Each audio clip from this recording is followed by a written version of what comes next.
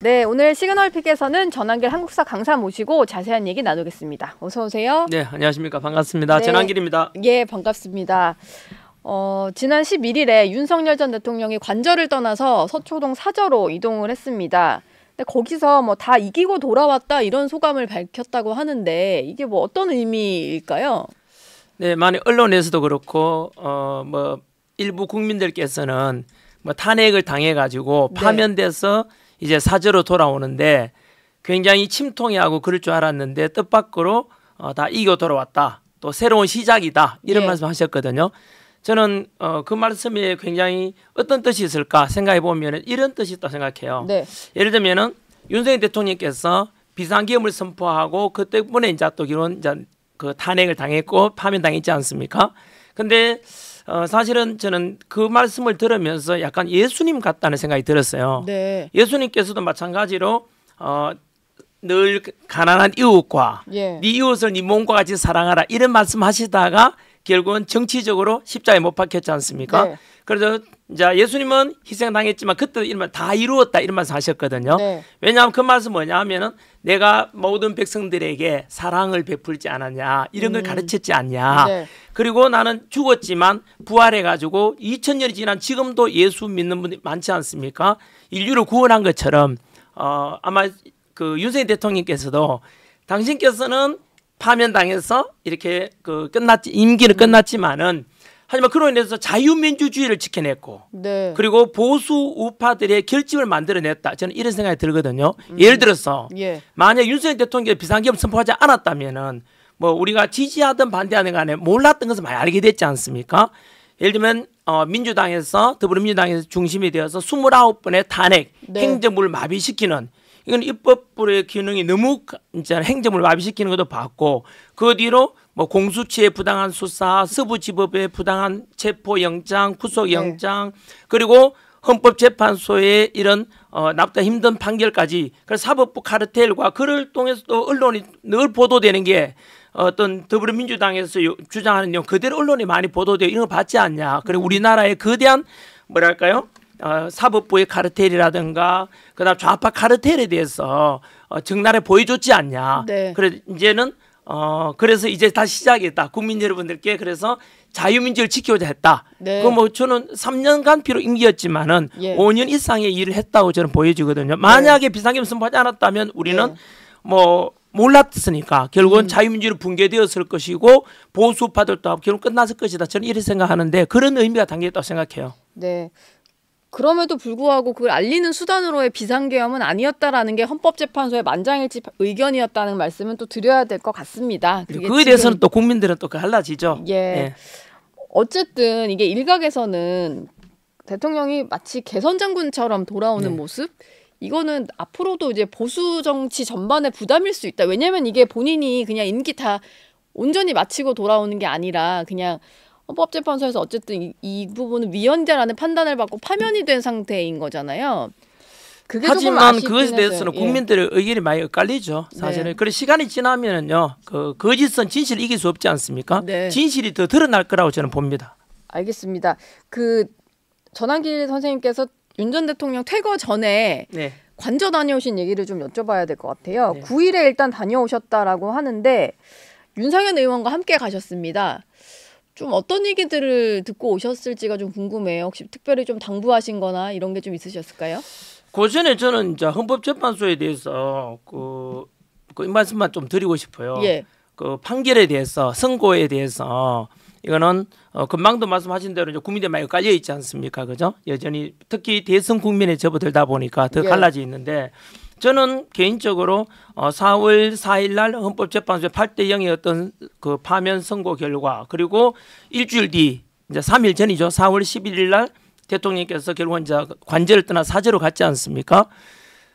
저는 그때 마음의 테러를 당했거든 사실상은요. 결국은 이제 그 우리 2030 청년들이 혹시나 유혈 사태나 일어나서 다칠까 싶어서 일단 현재 결정에 대해서 승복을 한다 했지만은 하지만 내용상에서는 절대 제가 동의할 수 없다 이런 이야기 말씀드렸거든요.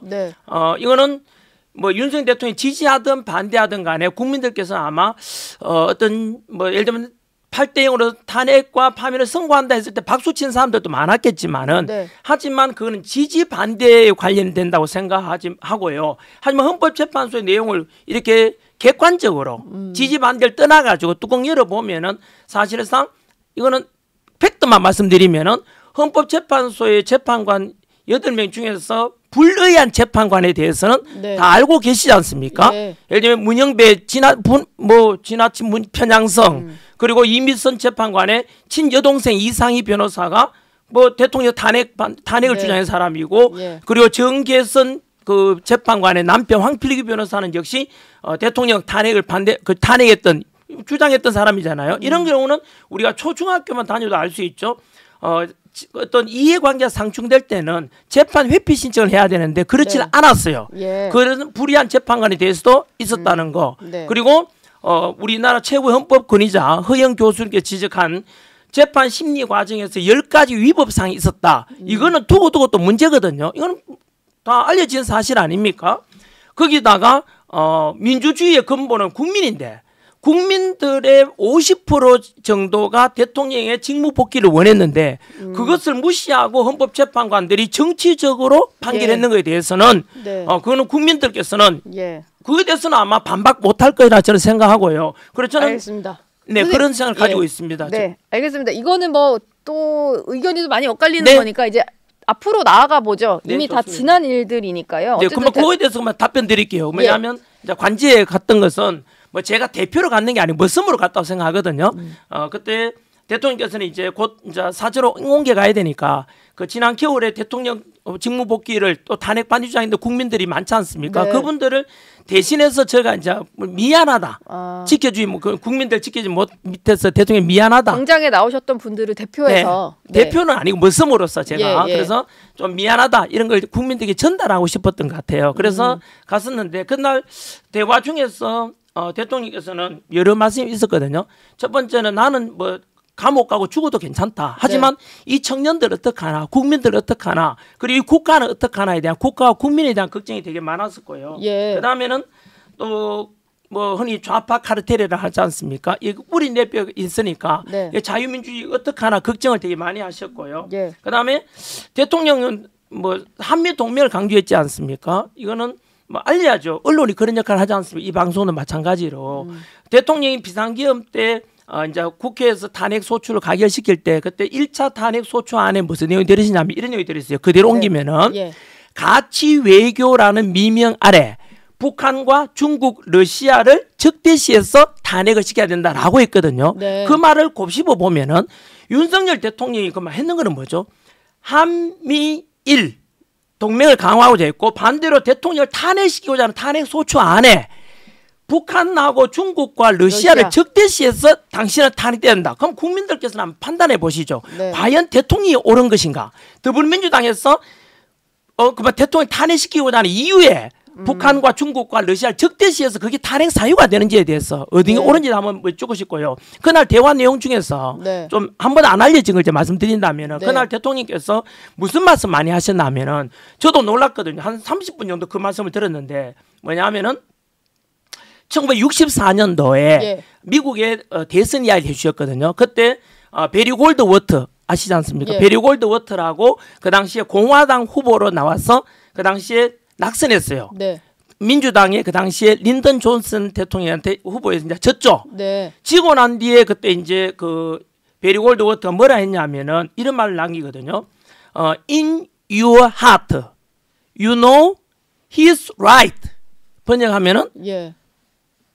in your heart, 너의 마음 속에는 you know he's right. 그가 옳았다는 걸 알지 않습니까? 이걸 이렇게 말하는데 그게 뭐냐면은 그 베리 골드워터가 비록 대선에 졌지만은 보수주의의 하나의 보수 지지하는 사람들의 정신적 지주가 되거든요. 네. 그러니까 그 말대로 비록 대선에서 졌지만 이 베리 골드워터가 주장한 게 옳았다는 것에 대해서 국민들에게 이제 설득해 가거든요. 그리고 17년 뒤에 예. 아다시피 그 레이건 미국 공화당 후보가 나와서 당선됐죠. 네. 그래서 그 17년 동안 민주당이 집권하면서 나라가 다 망가져가지고 그 레이건이 이제 대통령이 돼가지고 미국을 재건합니다. 완전히 네. 네. 보수주의로 작은 정부 감세 정책에서 가급적 기업의 자유 그리고 국민들에게 자유를 주므로 해서 이제 다시 미국이 재건하게 되는 계기가 되는데요. 네. 그것을 되게 오랫동안 말씀하셨는데 그 내용이 저한테는 되게 와닿았거든요. 그 속에 윤석열 대통령의 의중이 많이 반영됐다고 생각해요. 네. 지금은 비록 뭐 실패한 것처럼 보이지만 예. 이런 윤석열 대통령이 주장했던 게 자유민주주의 실현해야 된다. 한미 동맹을 통해 안보를 강화해야 된다. 그리고 법치와 공정과 상식을 주장하셨는데 그런 가치는 결국은 옳았다는 것을 결국은 국민들이 알게 될 것이다라고 말씀하셨습니다. 예. 좀 상당히 긴 시간 동안 대화 나누셨던 것 같아요. 그 이후에 또 한 번 더 만나셨다는 얘기가 있는 것 같아서. 그거 어떻게 아셔요? 예. 그거는 아마 지난일 뉴스에서 네. 지난일 뉴스에서 그날 같이 배석했던 분 그 변호사분 계시거든요. 그래서 그분하고 대통령에 대한 왜냐하면 대통령 만나 뵙고 오면은 막 대통령 이름을 이용해서 자기를 빛내려는 사람도 있고 네. 또는 좀 과장하는 분도 있고 왜곡하는 분도 있기 때문에 그날 배석했던 분 그 변호사분이 계시거든요. 대통령 변호인단에 계셨던 분하고 저하고 윤상현 의원이랑 전환기 선생님은 가신 게 아니고 대통령 네, 변호인단에 소속된 제가 다음날 또 들어갔거든요. 아 그렇구나. 네, 그때 예. 이제 그래서 그분하고 같이 대통령께서 뭐 어떤 방송을 하라 전환길 뉴스에 가서 이야기할 건데 그거는 아마 내일이나 이렇게 이제 방송될 것 같아요. 왜냐하면 예. 그거는 대통령이 이제 한 3시간 정도 말씀하셨거든요. 그래서 제가 다 메모를 해왔어요. 예. 그래서 그걸 가지고 이제 대통령께서 왜곡하면 안 되니까. 그래서 그 변호사님하고 대통령의 의중을 정확히 국민들에 알리자 이런 취지로 아마 오늘 전환길 뉴스에서 제일 먼저 나올 것 그러니까 같습니다. 그 9일에 가셨던 거 말고 10일에 한 번 더 가셨고 제가 궁금한 것은 이게 네, 맞습니다. 그 전환길 뉴스라는 이제 프로 그 네네.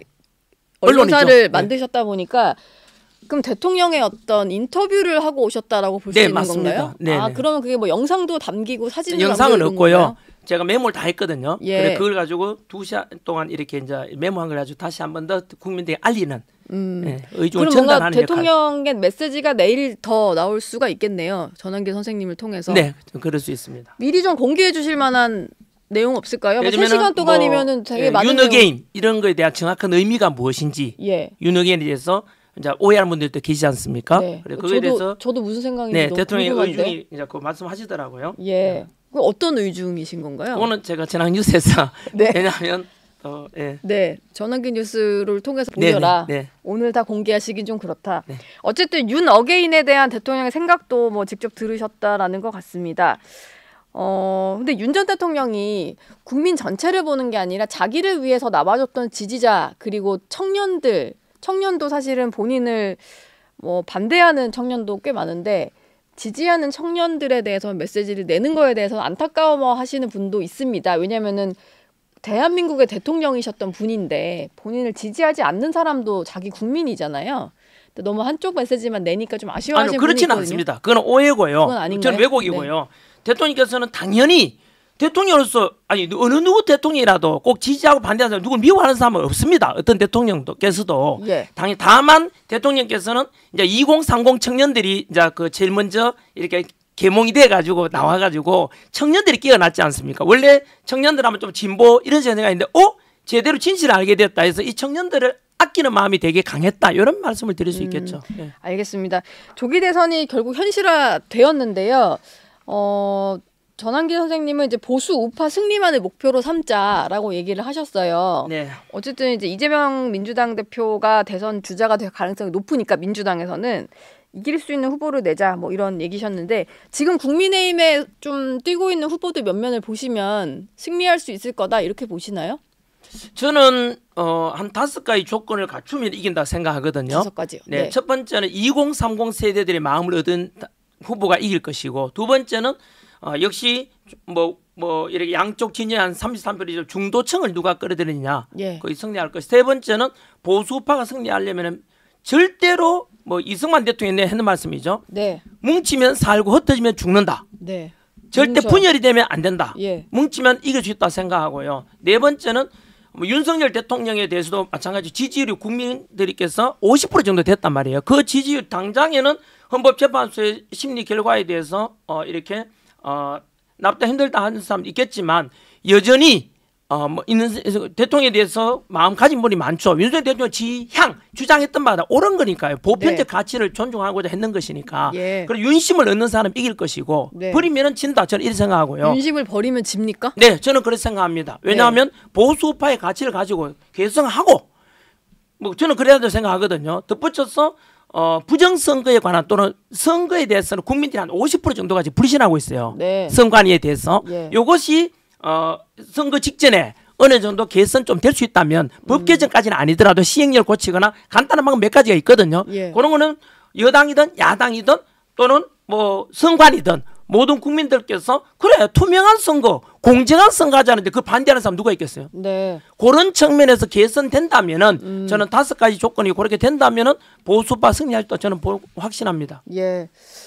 윤심 얘기를 좀 해볼게요. 네. 아마 내일 전환기 소장님이 공개하신다는 그 대통령과의 대담 속에 아마 이런 윤심이 실린 후보에 관한 힌트가 좀 있지 않을까라는 생각도 좀 드는데. 아니, 그거는 일관됩니다. 그 예를 들면 대통령께서 뭐 예를 들면 뭐 어느 후보 지지한다 반대 윤심이다 그런 거는 좀 있잖아요. 예.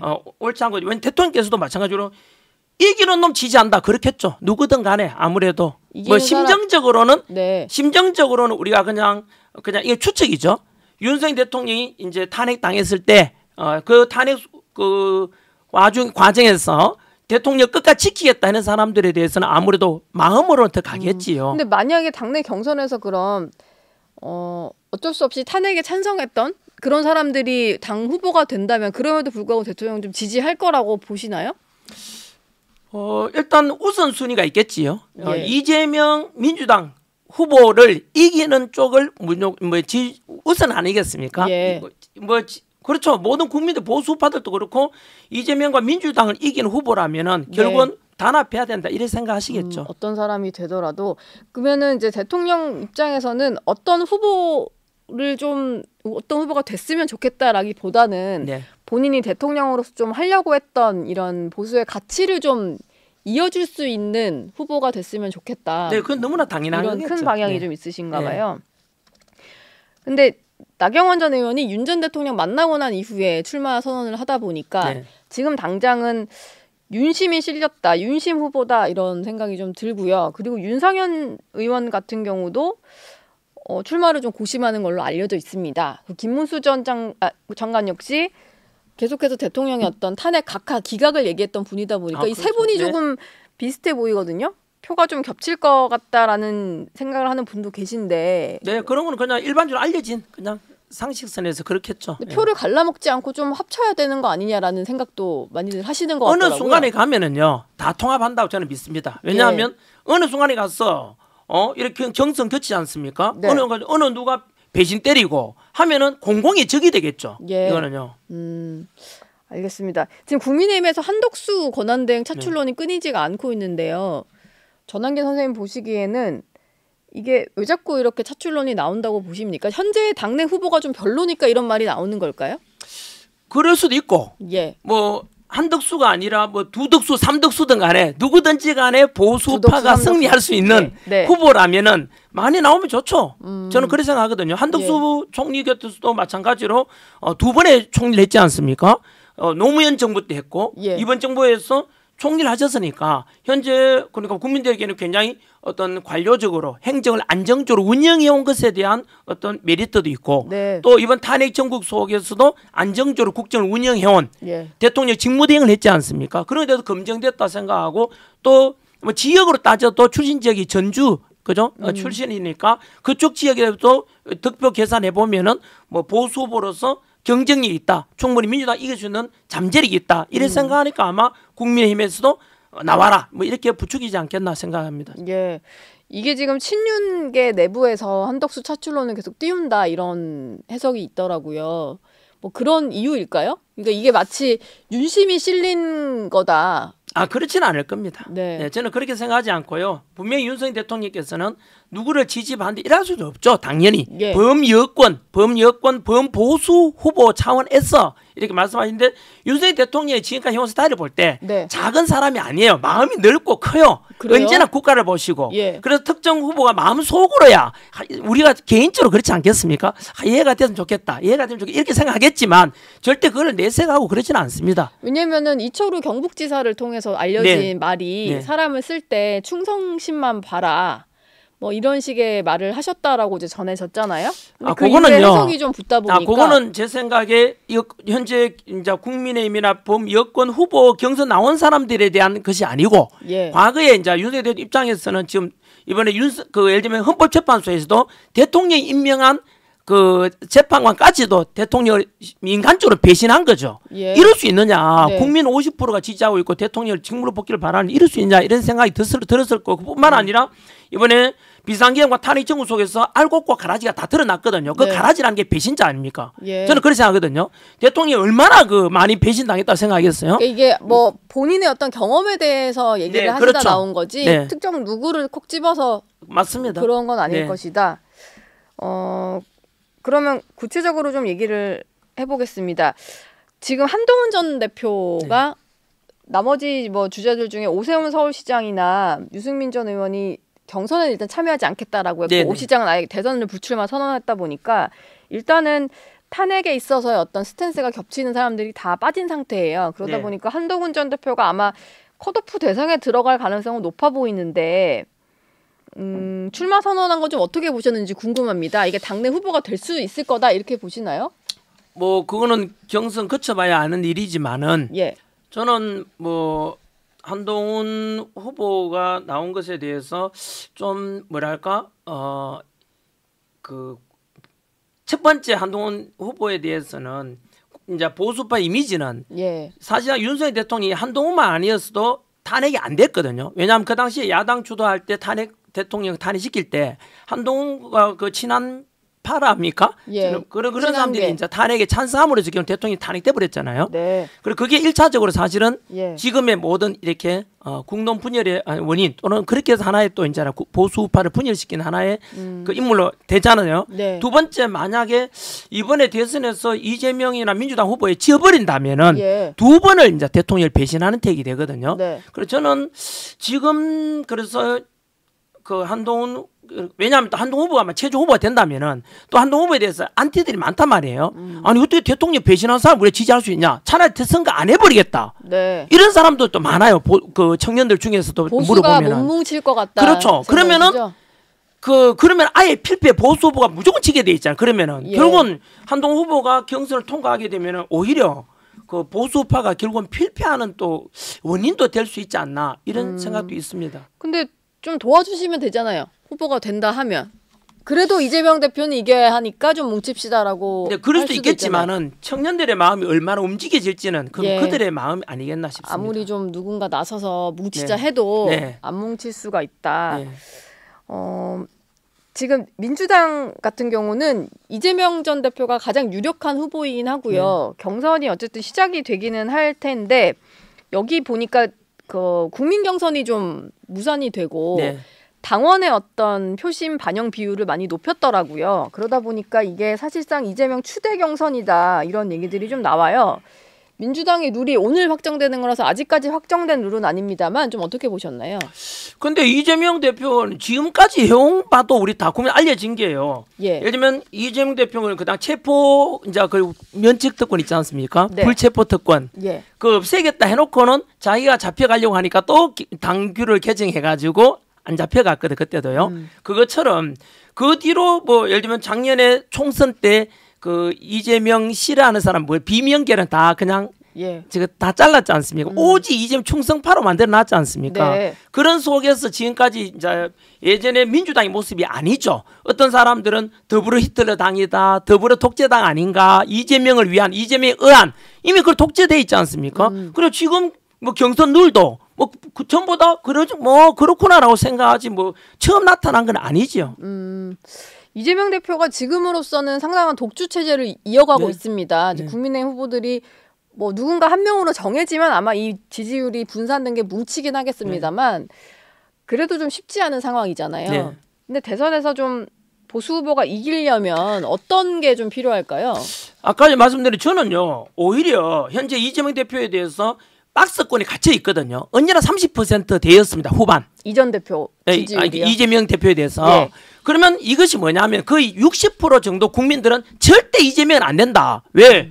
정과 사법에다가 뭐 이런 부도 있잖아요. 문제점이 너무 많단 말이에요. 네. 독재가 되고 이재명이 대통령이 되면은 지금 봐라 입법부가 장악해도 사법부, 행정부에 다 마비시키고 독재하는데 네. 그리고 이재명 후보가 지나치게 친중, 북한에도 돈 갖다 준 것도 지금 수사 중에 있지 않습니까? 재판 중에 있지 않습니까? 예. 800만 원 갖다 준 거. 네. 이런 후보가 되면 안 된다. 정과 사범이고 부도덕한 이런 사람이 대통령이 되는 걸 어떻게 국민들이 알고 있냐. 지금 이것은 이미 국민들이 너무 많이 알기 때문에 이재명을 안 낸 이런 것도 되게 많아요. 국민들이. 아까 말씀드린 이재명은 현재 지지율이 늘 40%가 안 됐어요. 실제로. 예. 나머지 60%는 안 된다고 하지 않습니까? 이런 분위기라면은 저는 보수파가 오히려 우리 20대 그 대선 때 윤석열 대통령하고 그때 이재명 대표 붙었을 때랑 네. 그때보다도 오히려 이재명 대표에 대해서 국민들이 몰랐던 사실 더 많이 알게 돼버리는 바람에 오히려 보수파가 결집하게 되면은 이재명을 반드시 이길 수 있다고 저는 확신하고 있어요. 예. 단 조건이 아까 말씀 5가지 조건이 딱 갖추어져야 돼요.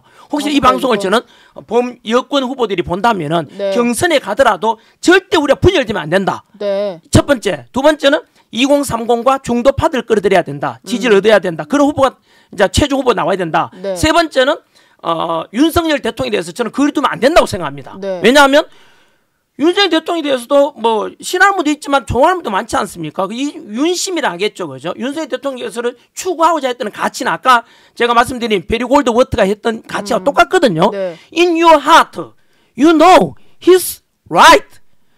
바로 윤석열 대통령께서는 뭐 지금은 정치 성향이 이렇게 해서 탄핵이 됐지만 예. 윤석열 대통령이 향하고자 했던 한미일 동맹 그리고 기업하기 좋은 경제 여건 만들어 드리겠다. 네. 그리고 한 번도 특정 기업을 찍어가지고 특별 세무조사를 한 적이 없어요. 그걸 또 그날 말씀하셨거든요. 바로 이렇게 해서 윤석열 대통령의 가치가 자유민주주의 수. 이거는 지지하든 반대하든 다 누구나 추구해야 될 가장 보편적 가치가 아닌가. 네. 법치 공정상식. 예. 이런 윤석열 대통령에 대해서 당장에 탄핵 정국 이 직후라서 뭐 윤석열 대통령 안 된다는 사람도 있겠지만 하지만 윤석열 대통령이 추구했던 가치는 아까 말씀드렸던 예. 베리 골드 워트가 했던 말하고 똑같단 말이에요. 예. 그러면 이 가치를 버리고 뭐 할 건데?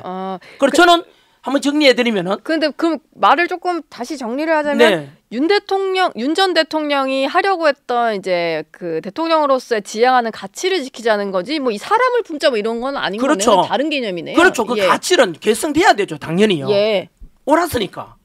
그래서 저는 그렇죠. 윤석열 대통령이 척을 지면 안 된다고 생각합니다. 그거는 네. 절대 안 되고 그래서 그 조건이 그렇고 마지막으로는 그 선거에 대해서 있잖아요. 예. 많은 국민들 절반 정도가 못 믿겠다잖아요. 원래 100% 믿어야 되거든. 선관위에 대해서는. 그렇지만 선관위가 그동안 해온 것에 대해서 그래서 문제가 많으니까 네. 이것에 대해서는 여당이든 야당이든 국민들 간에 선관위 직원들 간에 네. 아니 투명선거 하자는 거 당연한 거잖아요. 이거 반대할 사람 누가 있어요?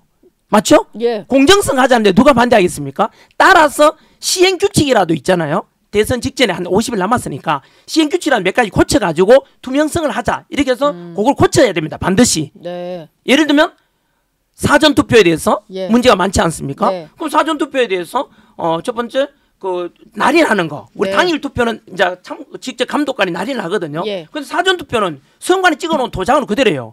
그러면 차라리 사전투표에도 직접 날인하도록 하자. 감독관이 그거 있잖아요. 네. 두 번째 그 우리 사전투표하고 난 뒤에 본투표가 있잖아요. 한 3일간 기간 있잖아요.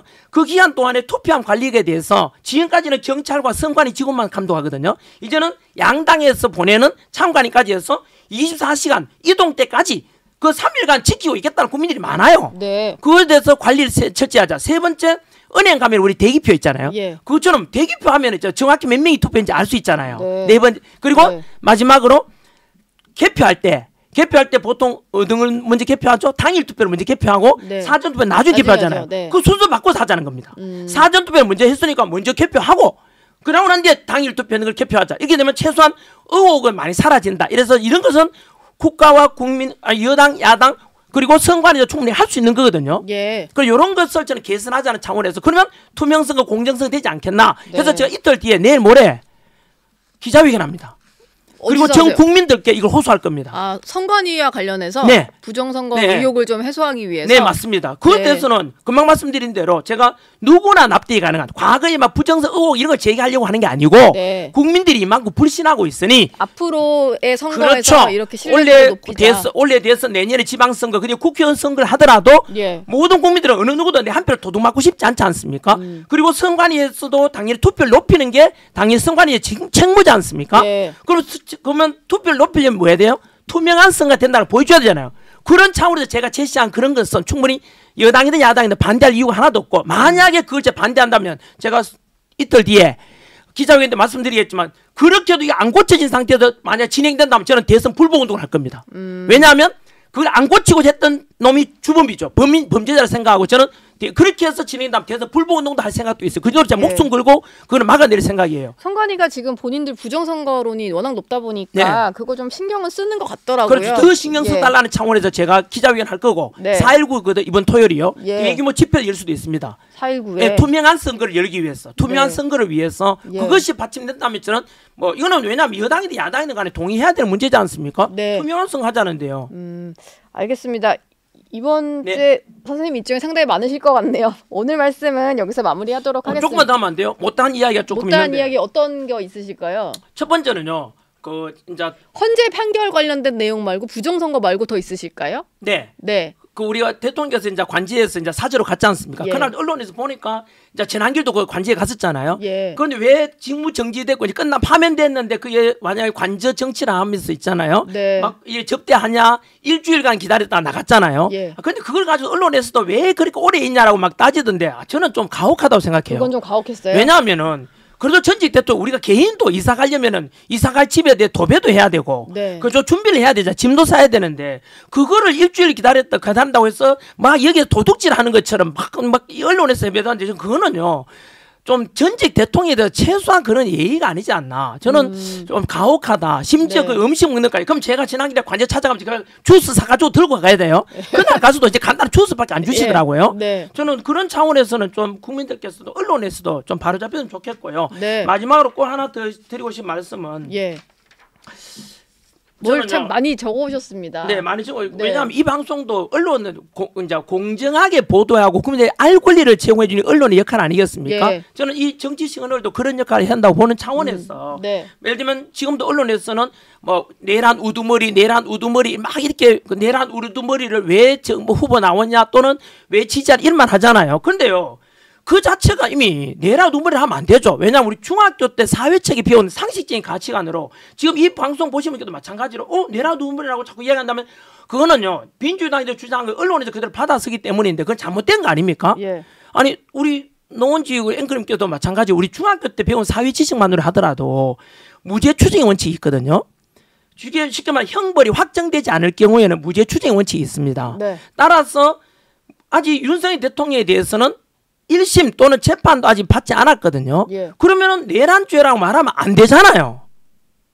만약에 형도 확정되지 않는데 내란죄를 한다면 그럼 이재명 대표는 정과 사범에다가 북한에다 대북 송금했으니까 대북 송금 범죄자 그리고 부정선거 범죄자 이렇게 이야기해야 되면 그런 말 안 하잖아요. 예. 왜냐하면 재판 진행 중에 있기 때문에 네. 그 윤석열 대통령에 대해서도 앞으로 향후 정치에 대해서도 마찬가지로 우리는 언론이도 누구든 간에 국민 여러분께서는 내란 우두머리 이런 표현에 동의하면 안 되죠. 재판 안 받아봤잖아요. 무죄가 될 가능성도 크잖아요. 그냥 내란 우두머리 혐의를 받는 뭐 이런 그렇죠. 정도 표현을 쓰죠. 그렇게 하는데 그렇게 안 하잖아요. 혐의를 받는 피의자인 거니까. 그렇죠. 네. 그러면 이재명도 똑같죠. 그러면 대북 송금 800만 원 갖다 줬잖아요. 그렇죠. 그 혐의를 받고 있잖아. 이재명 전 대표도 북한 역시. 적대국 북한에다 돈 갖다 준 사람이 이게 정상입니까? 예. 이렇게 보지만 하지만 우리가 형이 확정되지 않았는데 그렇게 안 부른 것처럼 향후에는 이 언론에도 마찬가지로 내란 우두머리 이런 표현 쓰면 안 된다고요. 저는 그에 대해서 국민들께도 속지 말아달라고. 왜냐하면 그걸 속아는 건 초등학교 친척 수준도 안 되는 사람들입니다. 예. 형이 확정되기 전까지는 무죄 추정의 원칙이 그게 우리 있는 상식 건, 아닙니까? 예. 상식이고 비오는 네. 교과서에 비오는 원칙 예. 아닙니까? 이거는? 모든 국민에게 다 공정하게 지용돼야 되고 예. 언론에서도 마찬가지 그렇게 보도돼야 되는 게 맞지 네. 않습니까? 준비해 오신 말씀은 그럼 다 하신 거죠? 뭐 아쉬운 거 더 있으세요? 다음에 또 나와서 하죠. 네. 뭐 일단 전환기 뉴스를 통해서 공개를 하신다니까 그 네. 얘기를 한번 보고 저희도 다시 한번 모시도록 하겠습니다. 오늘 말씀 고맙습니다. 네, 감사합니다.